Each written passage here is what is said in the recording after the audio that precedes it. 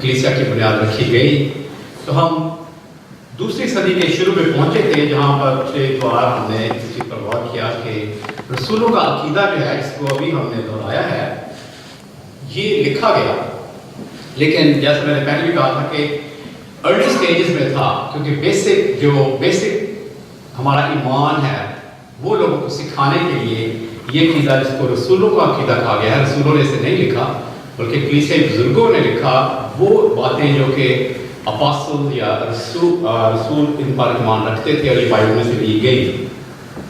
یہ عقیدہ جو ہے اس کو استعمال کیا جاتا تھا چرچ ممبرشپ کے لیے، جو نئے چرچ میں شامل ہوتے ہیں ان کے لیے، اور پھر خاص طور پر میں نے ایک شخص کا ذکر کیا مارسیون کا، جو کہ ایک ہیریٹک تھا، جو کہ اس نے ایک بدعت پھیلائی اور وہ یسوع مسیح کو ایز اے مسیح نہیں مانتا تھا، اور وہ یہ نہیں مانتا تھا کہ یسوع مسیح اسی خدا کا بیٹا ہے یا جو پرانے عہد نامے میں جو خدا جس کو ہم جانتے ہیں، اور اسی لیے یہ عقیدہ جب لکھا گیا تو اس میں خاص طور پر یہ لکھا گیا کہ میں ایمان رکھتا ہوں خدا قادر مطلق باپ پر جس نے آسمان اور زمین کو بنایا، پھر اس کے اکلوتے بیٹے کو، اور اس کے تعلق کو ظاہر کیا گیا۔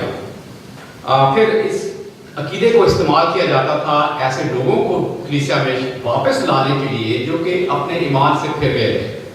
بہت سے ایسے مسیح تھے جو کہ اظہار ثانی یا پرسیکیوشن کی وجہ سے انہوں نے اپنے ایمان کا انکار کیا، لیکن بعد میں جب خدا کے روح نے کنوکٹ کیا تو انہوں نے کہا کہ نہیں، ہم توبہ کرتے ہیں، ہم واپس کلیسیا میں شامل ہونا چاہتے ہیں، اور اسی لیے پھر اس میں یہ چیز جو ہے ایڈ کی گئی کہ میں گناہوں کی معافی کے بارے میں، جو آخری فریز ہے کہ میں ایمان رکھتا ہوں گناہوں کی معافی پر، اور یہ چیز اس میں ایڈ کی گئی تاکہ لوگ یہ کلیسیا جو ہے اس چیز کا اقرار کرے کہ ہم گناہوں کی معافی پر ایمان رکھتے ہیں۔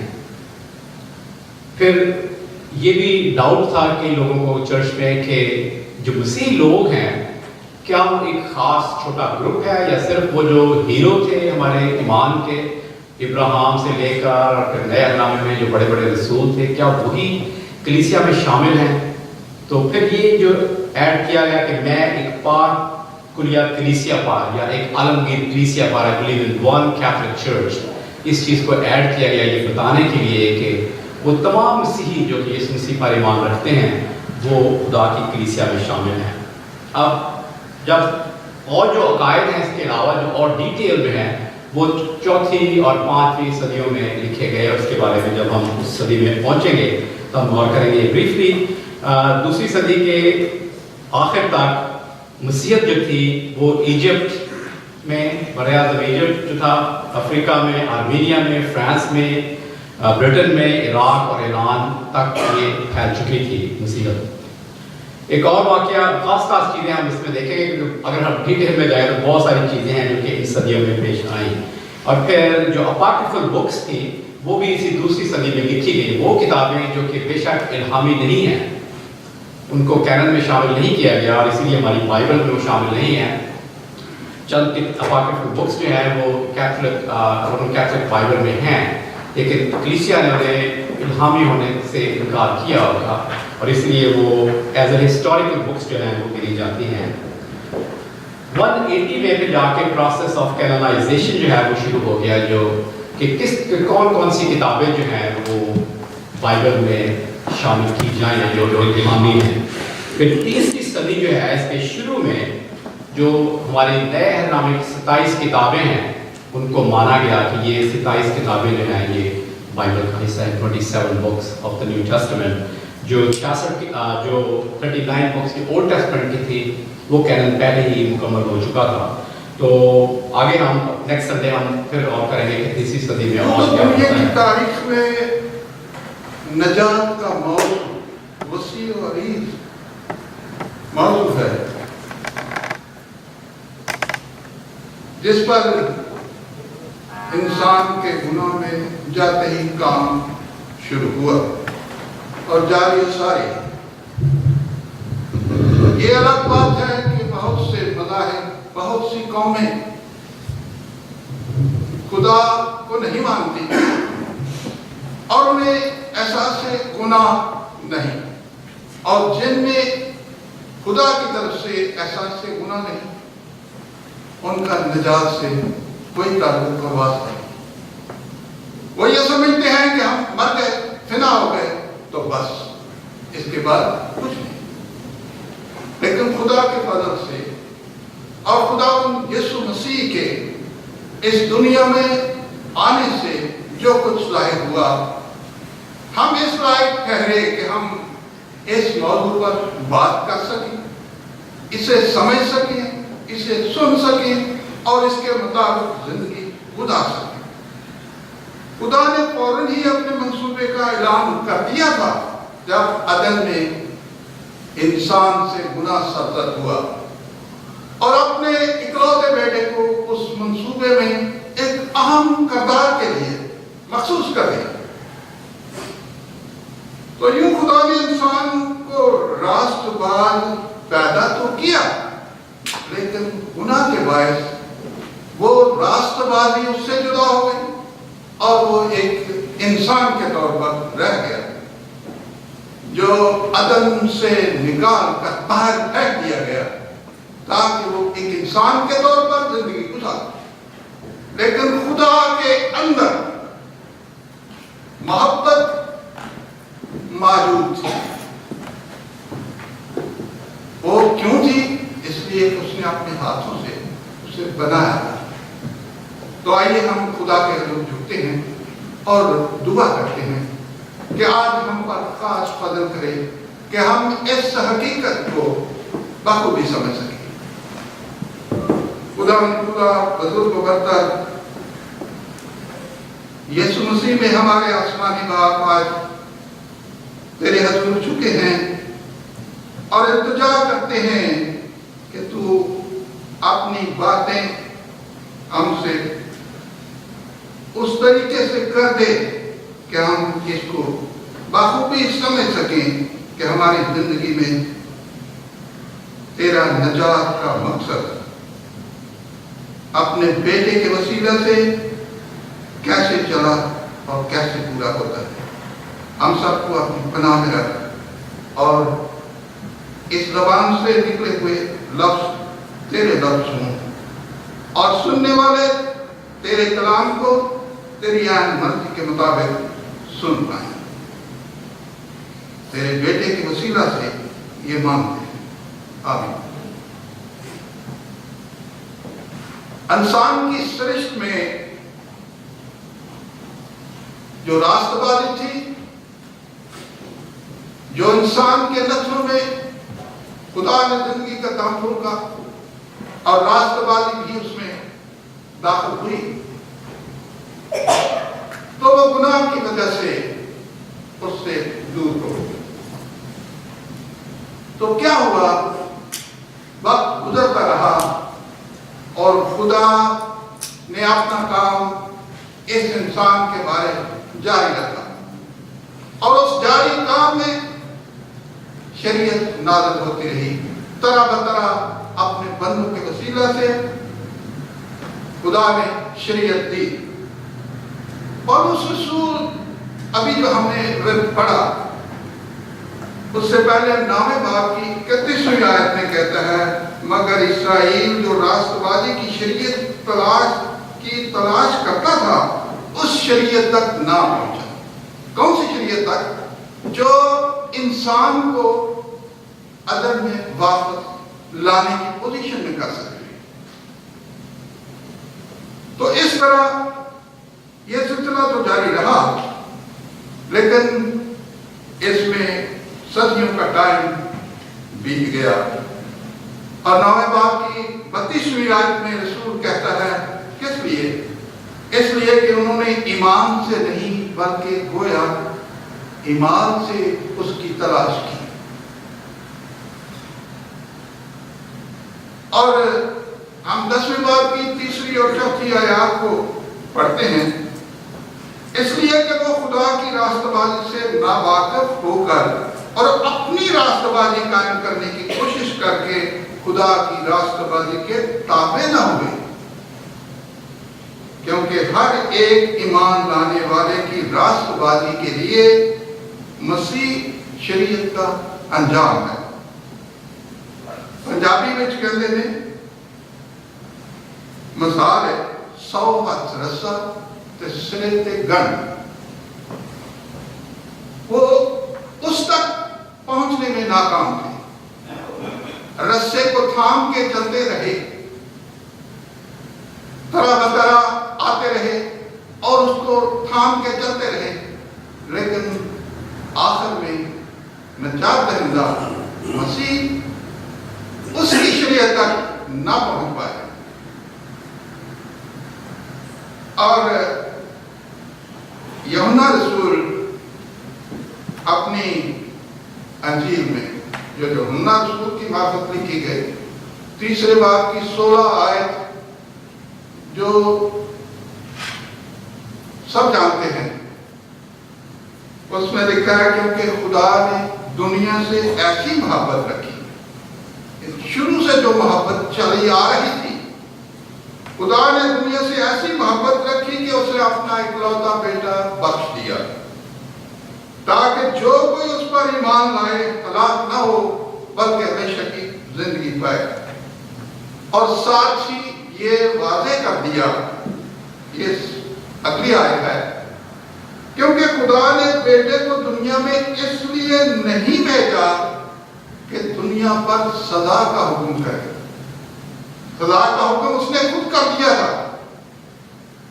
اس نے بیٹے کو اس مقصد کے لیے نہیں بھیجا کہ وہ کسی پر سزا کا حکم کرے, اس لیے بھیجا کہ دنیا اس کے وسیلہ سے نجات پائے. کس سے نجات پائے؟ اس سزا سے جو آدم پہ صادر کی گئی.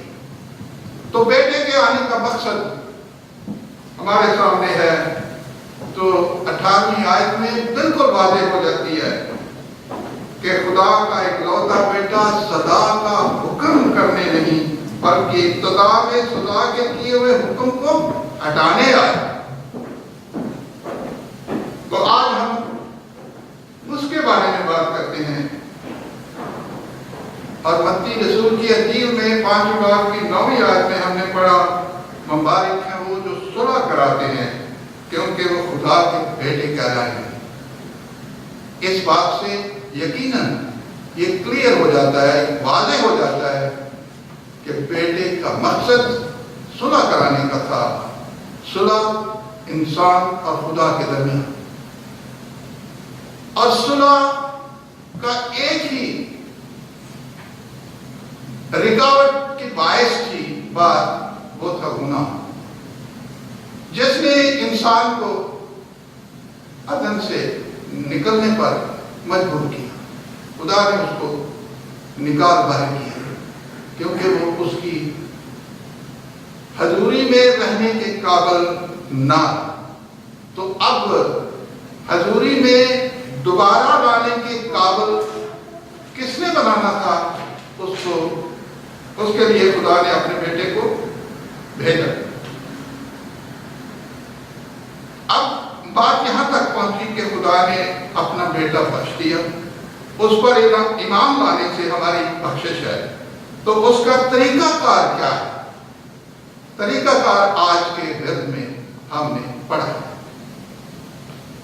10 باب کی 9 سے 11 آیات میں دوبارہ پڑھ دیتا ہوں. اگر تو اپنی زبان سے یسوع کے خداوند ہونے کا اقرار کرے,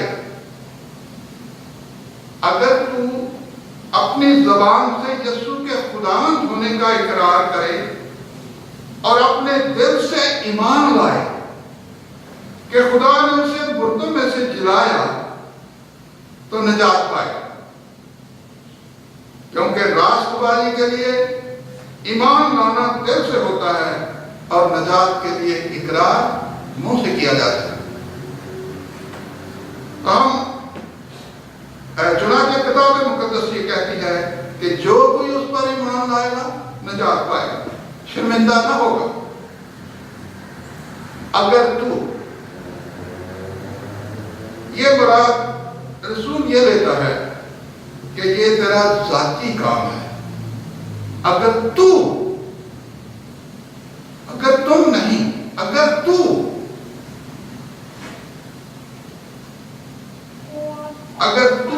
اپنی زبان سے, تو اس में ذاتی تعلق شامل ہوتا ہے، اس میں کسی دوسرے کی شراکت نہیں۔ اگر تو اپنی زبان سے کسی دوسرے کی زبان کو اپنا ترجمان نہیں بنانا، تو کیا کرتا ہے؟ یسوع کے خداوند ہونے کا اقرار۔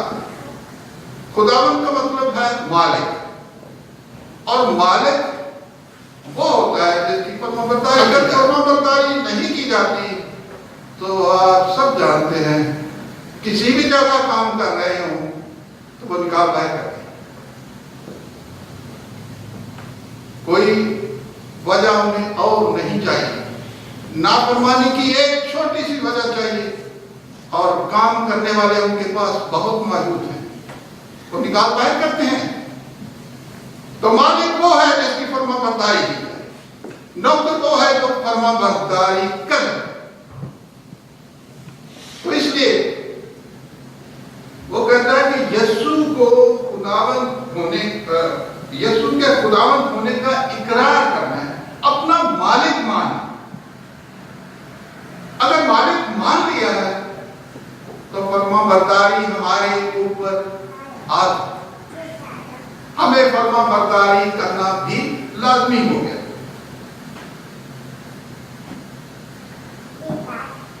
اب جیسے کہ اے مالک تیری ساری مرضی مجھ میں پوری ہو، راست بازی میں چلوں، کلام میں ہمیں بہت سی مثالیں ایسی ملتی ہیں جو یسوع مسیح نے تمثیلوں میں بیان کی کہ نوکر اپنے مالک کا فرمان بردار ہونا چاہیے۔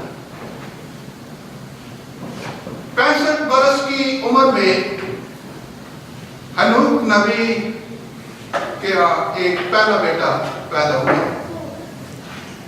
تو اس نے خدا کو اپنا مالک مانا۔ مالک اس طرح کہ اس نے محسوس کیا کہ خدا نے مجھے اپنی کاراگری میں شامل کیا ہے، یہ کام تو اسی کا ہے پیدا کرنے کا۔ جیسے اس نے انسان کو بنایا، آج بھی وہ انسان کو ہی بناتا ہے، تو اس نے دل سے یہ تسلیم کیا کہ وہ مالک ہے اور مجھے بھی اس نے اپنے ساتھ شامل کیا۔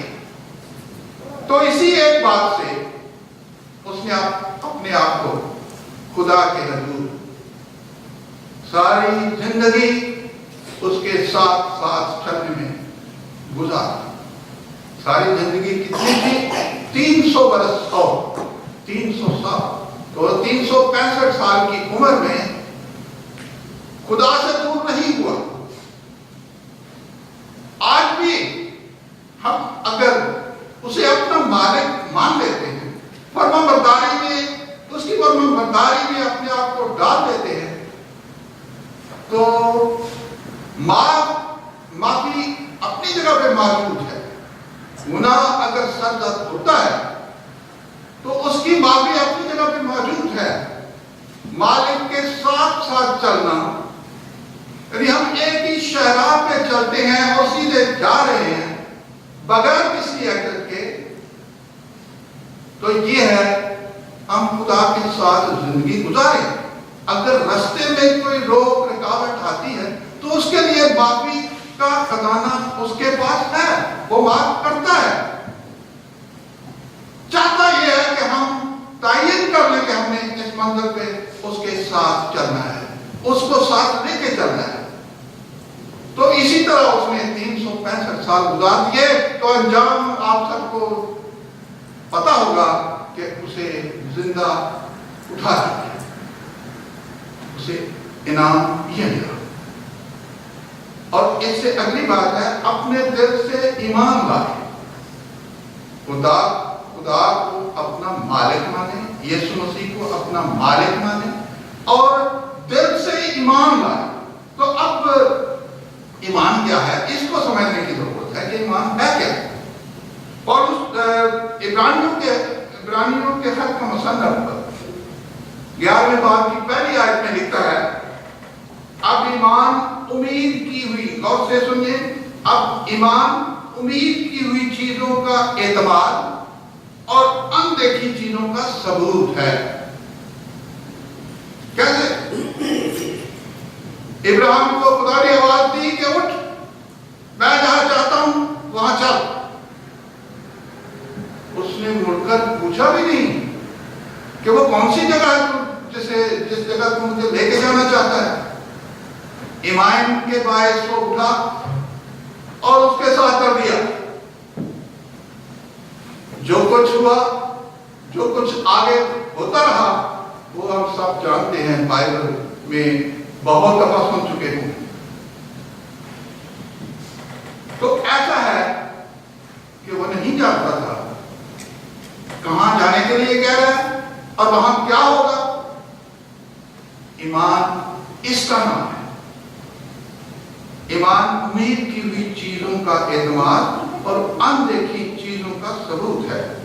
یرمیا اپنے صحیفے میں 29 باب کی 11 اور 13 آیت ان میں لکھتا ہے، کیونکہ میں تمہارے حق میں اپنے خیالات کو جانتا ہوں۔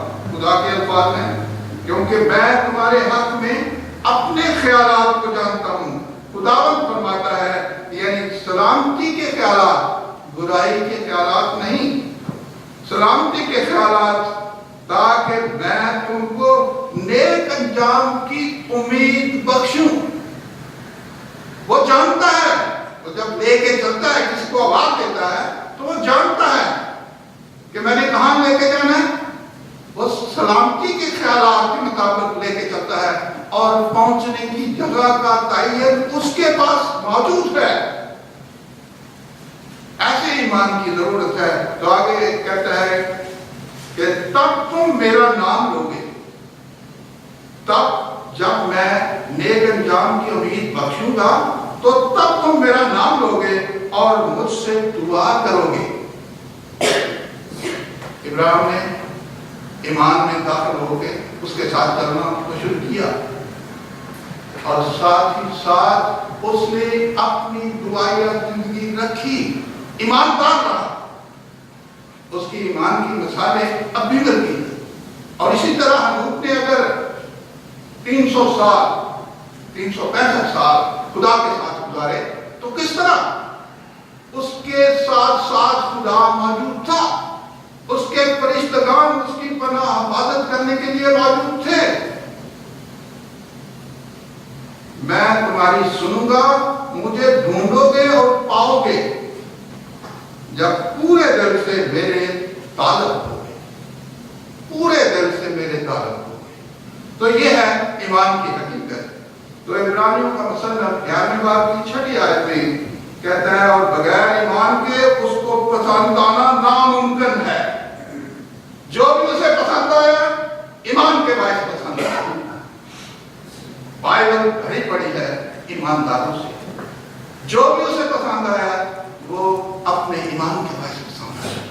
تو عبرانی کا مصنف لکھتا ہے، اور بغیر ایمان کے اس کو پسند آنا ناممکن ہے، اس لیے کہ خدا کے پاس آنے والے کو ایمان لانا چاہیے کہ وہ موجود ہے۔ ہم اگر یہاں آتے ہیں تو ہم یہ سوچ کے، یہ تعین کر کے آئیں کہ وہاں خدا، ہمارا خدا جس کی بندگی کے لیے، پرستش کے لیے ہم حاضر ہونے جا رہے ہیں، وہ ہمارے درمیان ہوگا۔ اگر ہم ایسا سوچ کے نہیں آتے، اگر ایسے ایمان کے ساتھ نہیں آتے تو ہمارا آنا فضول ہے، بیکار ہے۔ اس ایمان کے ساتھ یہاں آئے کہ وہ یہاں ہے، اس نے وعدہ کیا تو وہ یہاں ہے۔ ہم ادھر ادھر کی باتیں بھی کر سکتے ہیں، کرتے ہیں، لیکن وہ ہمارے درمیان موجود ہے، کیونکہ اس کے وعدے برحق ہیں، اس کے وعدے سچ ہیں، کبھی ٹل نہیں سکتے، ان میں کوئی تبدیلی نہیں آ سکتی۔ تو اگر رسول یہ کہہ رہا ہے کہ بغیر ایمان کے اس کو پسند آنا ناممکن ہے، تو سچ کہہ رہا ہے، کیونکہ یہ خدا کی آواز ہے۔ اس لیے کہ خدا کے پاس آنے والے کو ایمان لانا چاہیے کہ وہ موجود ہے اور اپنے طالبوں کو بدلا دیتا ہے۔ کن طالبوں کو؟ ہمارے ایسے طالبوں کو۔ ہم یہ چاہتے ہیں، جو مانگتے ہیں، اب لمبی لمبی دعائیں کرتے ہیں بیماروں کے لیے، اور تیار ہے، لیکن ایمان کے ساتھ یہ سمجھ لیں کہ وہ ہمارے درمیان ہے اور ہماری سن رہا ہے اور ہمارے درمیان بیٹھا ہے، موجود بھی ہے اور طاقت بھی رکھتا ہے۔ ہم اس کی قدرت پہ بھی یقین کریں کہ وہ قادر ہے، اس میں طاقت ہے کہ وہ سب کچھ کر سکتا ہے۔ اور کلام پاک کی 7ویں آیت میں یہ عبرانی کا مصنف کہتا ہے کہ ایمان ہی کے سبب سے حضرت نوح نے ان چیزوں کی بابت جو اس وقت نظر نہ آتی تھی، ہدایت پا کر خدا کے خوف سے اپنے گھرانے کے بچاؤ کے لیے کشتی بنائی، جس سے اس نے دنیا کو مجرم ٹھہرایا۔ یہ آپ جانتے ہیں کہ جب کشتی بن رہی تھی، بڑے زور سے کام چل رہا تھا، تو دیکھنے والے کیسے مذاق اڑا رہے تھے، اس بزرگ انسان کا مذاق اڑایا جا رہا تھا کہ یہ کیا کر رہا ہے، پانی کہاں سے آئے گا، ریت کے ٹیلے ہیں، یہاں پانی کہاں سے آئے گا، اور یہ کشتی نکلے۔ لیکن وہ ایمان کے باعث جو اسے ہدایات ملی، اس ایمان کے باعث اس نے اس کام کو جاری رکھا،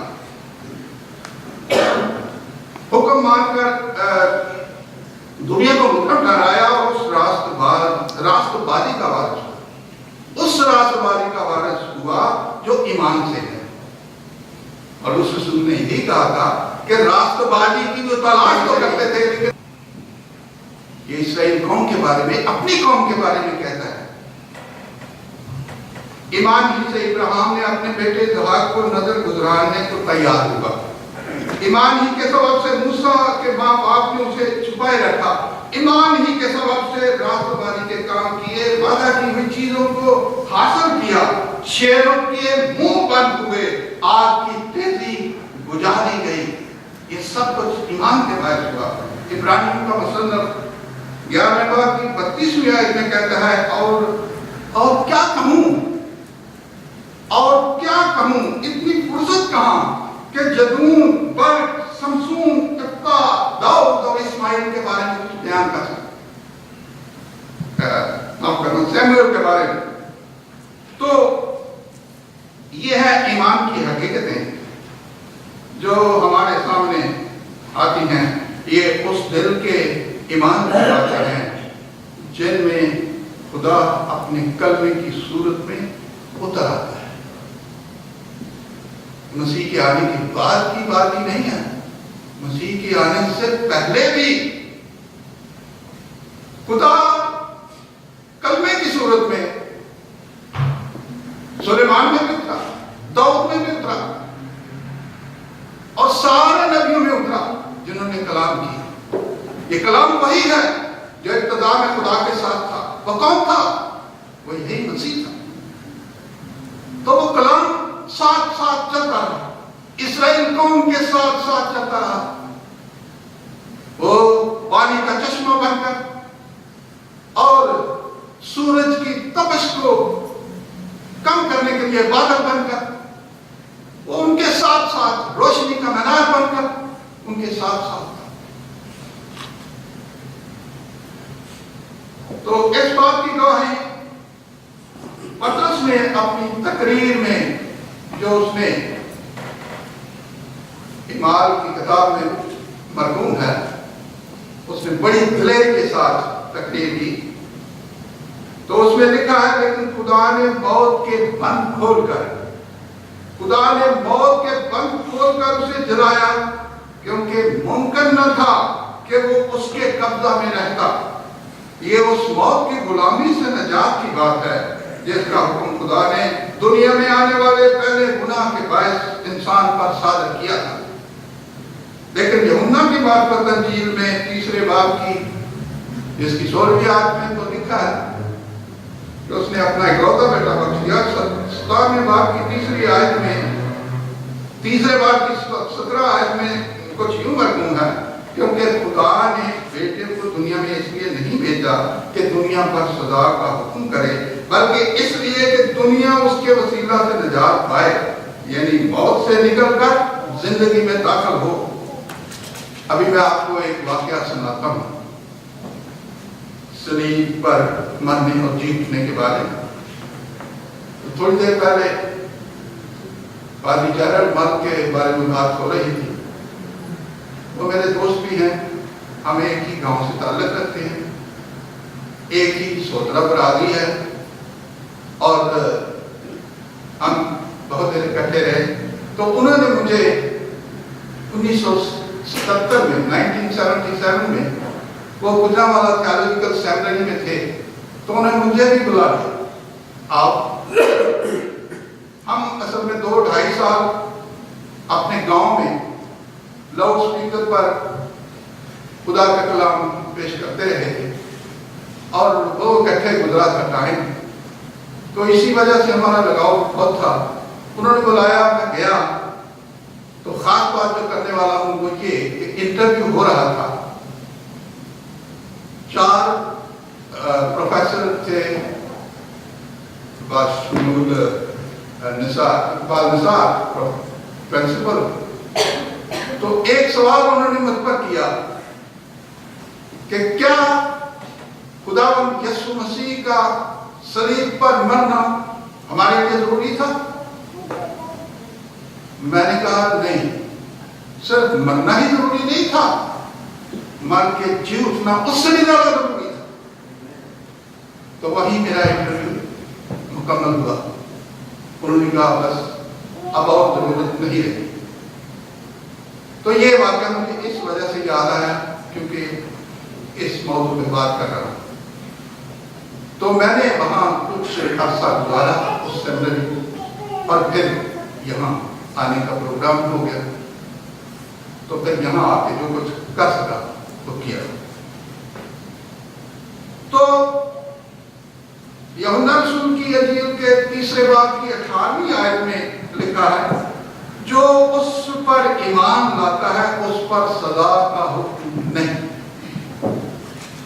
जो उस पर ईमान लाता है उस पर सजा का हुक्म नहीं, और जो उस पर ईमान नहीं लाता उस पर सजा का हुक्म हो चुका। अब उसमें तब्दीली की गुंजाइश नहीं। क्यों नहीं भाई? खुदा ने इतना बड़ा इंतजाम किया है तो तब्दीली की गुंजाइश क्यों नहीं? इसलिए गुंजाइश नहीं कि उसने बेटे को बीच में शामिल किया है। बेटे पर ईमान लाए बगैर वो सदा का हुक्म बदल नहीं सकता। उस पर ईमान लाने वाला जिंदगी में दाखिल हो सकता है, क्योंकि उसके साथ, उस मसीह के साथ हम सबका मरना जरूर है ताकि उसके साथ जी उठे। अगर कोई दूसरे मजहब में है या नहीं मानता तो वो मौत में कैसे शामिल होगा? जो उसके साथ जिंदा होना चाहता है वो उसके साथ मरना भी जरूरी है।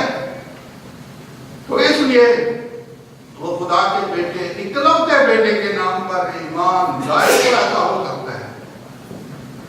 इस आयत में खुदा के इकलौते बेटे के नाम पर जोर दिया गया है। जरा सी हम इस पे बात करेंगे। तो यूं समझ सकते हैं कि जब खुदा ने इंसान को बनाया तो वो इंसानियत और रूहानियत में मुकम्मल था। इंसान इंसानियत और रूहानियत में मुकम्मल था। जब गुनाह सरजद हुआ तो रूहानियत तो जागी रही, वो तो जुदा हो गई और सिर्फ इंसान बाकी रह गया। क्योंकि खुदा के हुक्म अटल हैं। जब खुदा ने अपने बेटे के दुनिया में भेजने के मंसूबे पर अमल शुरू किया तो उसने तय किया कि बेटा अब सजा का हुक्म तो नहीं देगा बल्कि उसके लिए मखलसी की राह बनेगा। जिसको मैंने हुक्म दिया हुआ है सजा का, उसको उसमें से निकलने की राह मुहैया करे।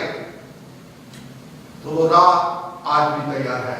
उसने कहा राह, हक और जिंदगी मैं हूं। अब आप खुद ही समझ सकते हैं कोई दूसरा बाहर से आके कैसे इस نجات میں شامل ہو سکتا ہے؟ کیسے اس رہائی میں شامل ہو سکتا ہے؟ کیسے اس روحانیت میں واپس آ سکتا ہے جیسے ہم عدن میں جا کے خدا سے باتیں کر سکیں، ملاقات کر سکیں؟ تو اس انسان کو اپنے نام کے وسیلہ سے اپنے جیسا بنا کر، بیٹے کا مقصد سمجھ لیجیے، اس انسان کو اپنے نام کے وسیلہ سے اپنے جیسا بنا کر لائے تو میں قبول کروں گا۔ یہ ہے ہماری نجات۔ خدا کی مرضی ہم سے یہ ہے۔ جب ہم یوحنا کی معرفت انجیل کے پہلے باب کی 12ویں اور 13ویں آیات دیکھتے ہیں تو کچھ یوں لکھا ہے، لیکن جتنوں نے اسے قبول کیا اس نے انہیں خدا کے فرزند بننے کا حق بخشا۔ خدا کے فرزند، اس کی تھوڑی سی وضاحت میں ڈیٹیل بتا دوں کہ اس میں صرف بیٹے شامل نہیں ہیں، بیٹے بھی شامل ہیں۔ انہیں خدا کے بیٹے اور بیٹیوں کا بننے کا حق بخشا، یعنی انہیں جو اس کے نام پر ایمان لاتے ہیں۔ اب اس حالت کو ذرا غور سے سن لیجیے، جو حالت، جس حالت میں مسیح ہمیں لانا چاہتا ہے تاکہ خدا کے حضور پیش کر سکے، وہ حالت ہے نہ وہ خون سے، نہ جسم کی خواہش سے، نہ انسان کے ارادہ سے، بلکہ خدا سے پیدا ہوئے۔ خدا سے پیدا ہوئے بغیر ہم خدا کی حضوری میں جانے کے قابل ہرگز نہیں۔ تو وہ پیدائش ہم یسوع مسیح میں ہی حاصل کر سکتے ہیں۔ یسوع مسیح ہی ہمیں ایسے درجے تک لا سکتا ہے کہ ہم نہ خون سے، نہ جسم کی خواہش سے، نہ انسان کے ارادہ سے، بلکہ خدا سے پیدا ہوئے۔ یہ یوحنا رسول کی انجیل اس کے پہلے باب کی 12ویں اور 13ویں آیت میں آپ خود بھی پڑھ سکتے ہیں۔ تو پطرس پہلی بات کی گواہی پطرس نے دی ہے، وہ ناخون سے۔ وہ کہتا ہے کیونکہ تم فانی تخم سے نہیں، جو مسیح میں بلائے گئے، جو مسیح میں آئے، جو مسیح میں شامل ہوئے، وہ فانی تخم سے نہیں ہے، وہ انسان کے تخم سے نکل کر روحانی خدا کے تخم سے آ چکے ہیں۔ اس لیے وہ کہتا ہے کہ کیونکہ تم فانی تخم سے نہیں بلکہ غیر فانی سے، خدا کے کلام کے وسیلہ سے، خدا کے کلام کے وسیلہ سے جو زندہ اور قائم ہے، نئے سرے سے پیدا ہوئے۔ اور دوسرا لفظ نہ جسم کی خواہش، اس کی وضاحت یوحنا کی 6 آیت میں پڑھتے ہیں، جو جسم سے پیدا ہوا ہے وہ جسم ہے، وہ جسم سے پیدا ہوا ہے وہ جسم ہے، اور جو روح سے پیدا ہوا ہے وہ روح۔ تو ہم مسیح کے باعث نئے سرے سے جب روح میں پیدا ہوتے ہیں تو یہ دوسری سٹیج پوری کرتے ہیں۔ اور یعقوب کے خط میں تیسری بات کے بارے میں لکھا ہے، اور نہ انسان کے ارادہ سے، اس نے اپنی مرضی سے ہمیں کلام حق کے وسیلہ سے پیدا کیا، کلام حق کے وسیلہ سے پیدا کیا، تاکہ اس کی مخلوقات میں سے ہم ایک طرح کے پہلے پھل ہوں۔ مسیح یسوع کی پیدائش میں یہ تینوں حالتیں تھیں جو ہم نے منتقل کر کے ہمیں خدا باپ کی رفاقت میں واپس لاتا ہے، تاکہ ہم اس کے آرام میں داخل ہو سکیں۔ اس بارے میں مسیح یسوع کے الفاظ مرقوم ہیں۔ لوکا رسول کی معرفت انجیل 10ویں باب کی 22ویں آیت میں لکھا ہے، میرے باپ کی طرف سے سب کچھ مجھے سونپا گیا۔ مسیح کے الفاظ، میرے باپ کی طرف سے سب کچھ مجھے سونپا گیا، اور کوئی نہیں جانتا کہ بیٹا کون ہے سوا باپ کے، اور کوئی نہیں جانتا کہ باپ کون ہے سوا بیٹے کے۔ اب تیسری شخصیت کو شامل کرنا ہے، اس بات پہ غور کرنا ہے، بیٹا باپ کے بارے میں نہیں جانتا اور باپ بیٹے کے بارے میں نہیں جانتا، تو کہتا ہے کہ اور اس شخص کے جس پر اسے ظاہر کرنا چاہے، تو یہ سارا کام بیٹے کا ہے۔ اگر بیٹا باپ کو جانتا ہے، باپ بیٹے کو جانتا ہے، تو باپ کو ہم میں سے اگر کوئی جاننا چاہے تو بیٹے کے ذریعے ہی جان سکتا ہے۔ بیٹا جس پر اس کو ظاہر کرے وہ کر سکتا ہے۔ تو ہم سب پر بیٹا یہ بات ظاہر کرنا چاہتا ہے کہ ہم کہاں سے نکلے ہیں اور ہمارا مقام، واپسی کا مقام کیا ہے۔ کیونکہ میرے باپ کی اس بارے میں یوحنا تو اصل نجات جو کلام کی روح سے نظر آتی ہے، اس بارے میں یوحنا 6 باب کی 40ویں آیت میں یوں مضمون کرتا ہے، کیونکہ میرے باپ کی مرضی یہ ہے کہ جو کوئی بیٹے کو دیکھے اس پر ایمان لائے، ہمیشہ کی زندگی پائے، اور میں اسے آخری دن پھر زندہ کروں۔ یہ ہے انعام۔ اس پر ایمان لائے، اس کو دیکھے، اس کے بیٹے پر ایمان لائے، تو خدا کا وعدہ ہے کہ آخر میں ان کو زندہ کیا جائے گا۔ تو آخری بات، میرا خیال ہے ٹائم کافی ہو چکا ہے، میراث میں شامل کرنے کا ایک وعدہ ہے۔ اپنی میراث میں شامل کرنے کی خواہش یسوع مسیح نے اپنی طویل اور آخری دعا میں اس کا ذکر کیا۔ یوحنا رسول کی انجیل کے 17 باب کی 24، 25 اور 26 آیات یہ مسیح کی دنیا میں ہوتے ہوئے ہمارے لیے آخری دعا سمجھیں۔ اے باپ، میں چاہتا ہوں کہ جنہیں تو نے مجھے دیا ہے، جہاں میں ہوں وہاں یہ بھی ہوں،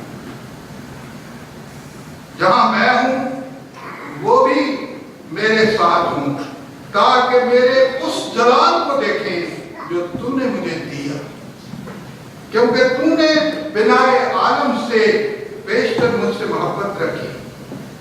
اے عادل باپ، دنیا نے تو مجھے نہیں جانا، مگر میں نے تجھے جانا، اور انہوں نے بھی جانا کہ تو نے مجھے بھیجا، اور میں نے انہیں تیرے نام سے واقف کیا اور کرتا رہوں گا، تاکہ جو محبت تجھ کو مجھ سے تھی وہ ان میں ہو اور میں ان میں ہوں۔ تو آئیں اپنی آنکھیں بند کریں اور خدا کے حضور جھکیں،